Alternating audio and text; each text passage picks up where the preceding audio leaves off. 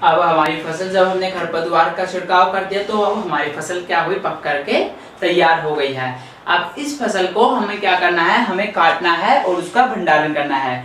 काटने के लिए हम कैसे तरीकों का यूज करेंगे, काटने के लिए होता है हमारे पास हार्वेस्टिंग। हार्वेस्टर जो होते हैं वो क्या होता है, वो होता है कटाई करना। अब कटाई करना, कटाई हम दरांती से भी कर सकते हैं। दरांती जो होता है इस तरीके का आपके पास में औजार होता है, जो ये पार्ट है उसका ये नुकीला भाग होता है उसका, और ये कटाई के लिए यूज होता है, ये बहुत नुकीला भाग होता है।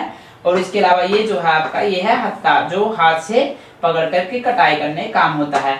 तो कुछ ऐसी मशीनें भी होती हैं जिन्हें हम हार्वेस्टिंग मशीन बोलते हैं, जो क्या होते हैं कटाई के काम आती है। अब उसके बाद हार्वेस्ट हमने कर लिया, हमने कटाई कर ली फसल की, उसके बाद आता है अब फसल को अलग करना, थ्रेसिंग करना। उसकी जो हमारे पास में फसल आई है उसको जो उसका पौधा है उससे अलग करना। जैसे हम गेहूं का पौधा होता है तो गेहूं के पौधे में क्या होता है, ये गेहूं का पौधा होता है, उसके ऊपर जो गेहूं होती है वो उसको हम जिसको बैल बोलते हैं, तो उस बेल में क्या होता है, उसमें हम गेहूं के पौधे भी होते हैं और गेहूं के पौधे के साथ में भूसा भी होता है और उसमें गेहूं के दाने भी होते हैं। तो गेहूं के भूसे को गेहूं के दाने से अलग करना उसको हम बोलते हैं थ्रेसिंग।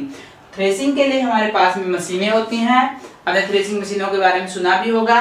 और उसके अलावा हम थ्रेसिंग कुछ ऐसे भी हमारे पास में फसलें होती है जिनकी थ्रेसिंग हम क्या करते हैं, हम हाथ से भी कर सकते हैं या फिर ट्रैक्टर वगैरह की सहायता से, जिनको हम पीट करके भी अलग कर सकते हैं। Combine machine.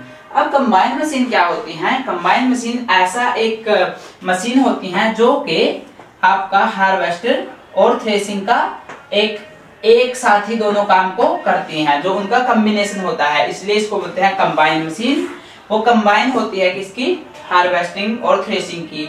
उसमें क्या होता है, उसमें कटाई भी साथ में ही होती है, कटाई भी साथ में करती है और वो फसलों को अलग करके भी आपको साथ में देती है। आपने देखा होगा जैसे जैसे कटाई होती है वैसे वैसे वो गेहूं के भूसे को अलग कर करके हमें दे देती है। अब उसके अलावा इसमें आपका आप हाथ से पटक करके जैसे मैंने बताया, वो भी कुछ किसान कुछ ऐसी भी चीजें होती हैं जिनको हम जो पौधों को हाथ से भी अलग कर सकते हैं। अब जब हमारी फसल पक करके तैयार हो गई है, हमने उसकी कटाई भी कर ली है, अब आता है उसका काम कि उसको हम भंडार करके स्टोर करके कैसे रखें। स्टोर करके हमारे पास हम कहीं भी रख सकते हैं, लेकिन हमें ऐसी जगह पर उसको फसल को स्टोर करके रखना होता है जिससे कि वो हमारे मतलब हमारी फसलें जो हमारे पास में अनाज आ गया है वो खराब ना हो, उसे चूहे खराब ना कर सकें, उसे वायु वगैरह से भी उसे सुरक्षित रखना होता है, नमी से भी उसे सुरक्षित रखना होता है। तो इस प्रकार के सुरक्षित जो है उस चीजों को सुरक्षित स्टोर करके रखना, उसे हम सुरक्षित भंडारण भी बोलते हैं। तो वो हम कैसे कर सकते हैं कि ऐसे गोदामों में रखा जाता है, बड़े बड़े गोदामों में, और उनको सुरक्षित करके, और आपके गोलियां वगैरह रखी जाती हैं जो उनको चूहों से सुरक्षित रखें। इसके अलावा हम जब आपके घरों में होता है तो नीम की पत्तियां रखी जाती हैं आपके ड्राम में, जिसमें गेहूं सुरक्षित करके रखी जाती है, ताकि उनसे जो है उनमें जो कीट वगैरह हैं, सूक्ष्म जीव हैं, उनसे उसको फसलों को बचाया जा सके। इस प्रकार के कुछ तरीके हैं जिनसे हम उनको भंडारण करके रख सकते हैं। फिनाइल वगैरह की गोलियां भी रखते हैं। तो ये सब तरीके, इन सब चीजों से हम अपनी फसलों को एक लंबे समय के लिए अपने अनाज को सुरक्षित करके रख सकते हैं। तो अब यहाँ पर हमारा ये पहला पाठ आपका 8वीं कक्षा का समाप्त होता है।